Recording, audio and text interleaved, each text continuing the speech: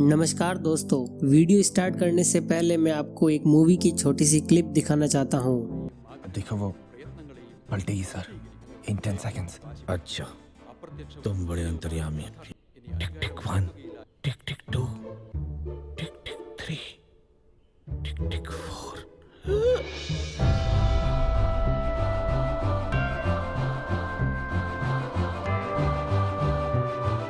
आपने देखा कि हीरो में यह किस तरह का कॉन्फिडेंस है, जिसके चलते हीरोइन ने बिल्कुल एग्जैक्ट हीरो के सामने देखा। यह 3 कारणों से पॉसिबल है। पहला, हीरोइन ने अनजाने में पीछे देखा और उसे हीरो दिख गया। दूसरा, यह स्क्रिप्ट की डिमांड हो सकती है और इस केस में यही संभव है। दोस्तों, आप सभी ने इस तरह की चीज को कभी न कभी एक्सपीरियंस जरूर किया होगा, या आपने ये तो सुना होगा कि जब बच्चा तकलीफ में होता है तो सबसे पहले माँ को पता चलता है, फिर चाहे माँ कितनी भी दूरी पर क्यों ना हो। आखिर ये कैसे संभव है? दोस्तों, इस तरह की घटनाओं को टेलीपैथी नाम दिया गया है। तो चलिए आज के इस वीडियो में हम लोग जानते हैं कि ये क्या है और ये कैसे काम करता है। तो चलिए वीडियो में आगे बढ़ते हैं।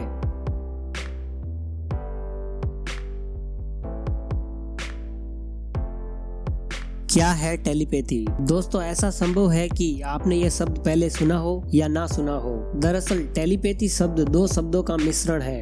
टेली यानी दूरी, पैथी यानी भावनाएं। टेलीपैथी को हम यदि परिभाषित करें तो जिसमें बिना 5 इंद्रियों का प्रयोग किए 2 मस्तिष्क के बीच में संवाद स्थापित कराना ही टेलीपैथी है। टेलीपैथी एक मस्तिष्क आधारित मनोवेग है जो हर जीवित प्राणी में निहित होता है। यह मनुष्य के अवचेतन मन में होता है, लेकिन यह शक्ति हर किसी में जागृत नहीं होती। टेलीपैथी के द्वारा आप दूसरों तक अपने विचार, भावनाएं, संवेदनाएं, यहाँ तक कि मानसिक चित्रण को भी संप्रेषित कर सकते हैं। टेलीपैथी से आप मनुष्य, जानवर, पक्षी एवं पेड़ पौधों से संपर्क स्थापित करके उसके अंदर के भाव को जान सकते हैं। अब आपके मन में एक सवाल जरूर आया होगा कि क्या टेलीपैथी का अस्तित्व सच में होता है?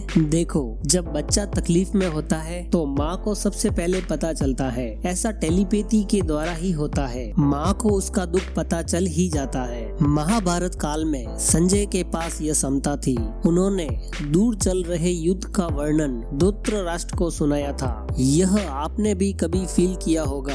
यह हमारे साथ अक्सर होता है, लेकिन उस समय हमें इसका एहसास नहीं होता। हम उस वक्त यह समझ नहीं पाते कि ये क्यों हो रहा है। इवन मोस्ट केसेस में हमें पता भी नहीं चलता। और यह चीज लगभग हम सभी के साथ हुई है, तभी इसे एक नाम दिया गया। कभी कभी आप ऐसे व्यक्ति के बारे में सोचते हैं जिसके आप काफी करीब है और वह व्यक्ति आपको उसी पल कॉल कर देता है या आपके दरवाजे पर खड़ा होता है। देखिए, टेलीपैथी का उद्देश्य किसी के मन को पढ़ना नहीं, यह केवल संदेश देने और संदेश प्राप्त करने के लिए इंस्टेंट मैसेजर की तरह इस्तेमाल किया जाता है। 2 लोगों के बीच टेलीपैथी काम करवाने के लिए उनका एक दूसरे को अच्छी तरह जानना जरूरी है। 5 ज्ञानेंद्रियों के अलावा जब हमारी 6ठी इंद्री जागृत होती है तो हमें कहीं वर्तमान और भविष्य की घटनाओं का ज्ञान होने लगता है। इस इंद्री को विज्ञान ने अतीन्द्रिय ज्ञान यानी एक्स्ट्रा सेंसर परसेप्शन का नाम दिया है।